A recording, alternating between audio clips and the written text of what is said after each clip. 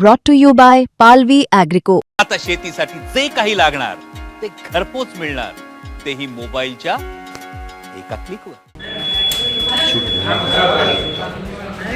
फक्त वोटिंग करतानाच नाही जमत म्हणून कोण चाललंय.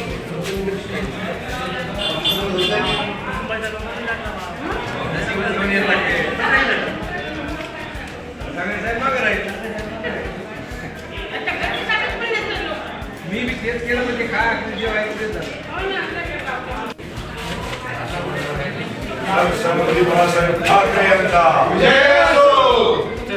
एकनाथ भाई शिंदे तुम आगे बढ़ो, हम तुम्हारे साथ हैं.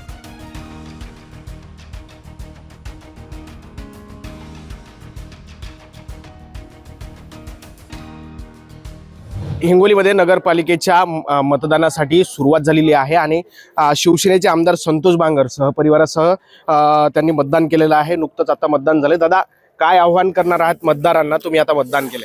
माझ्या हिंगोली शहरातल्या माझ्या सर्व मतदार बांधवांना या ठिकाणी मी विनंतीपूर्वक आवाहन करतोय की आपण आपलं अमूल्य मत या ठिकाणी द्यावं. जे भारतरत्न डॉक्टर बाबासाहेब आंबेडकरांनी आपल्याला एका मताचा अधिकार दिलाय, त्या एका मताचा अधिकार आपण या ठिकाणी येऊन बजवावा. तुम्ही तुमच्या भाऊजाईसाठी मैदानात उतरला होता, त्यांच्यासाठी मतदान मागितलं, मतदारांना तुम्ही आव्हान केलं, त्यानंतर आता भल्या सकाळी थंडीमध्ये तुम्ही मतदान करायला आलं.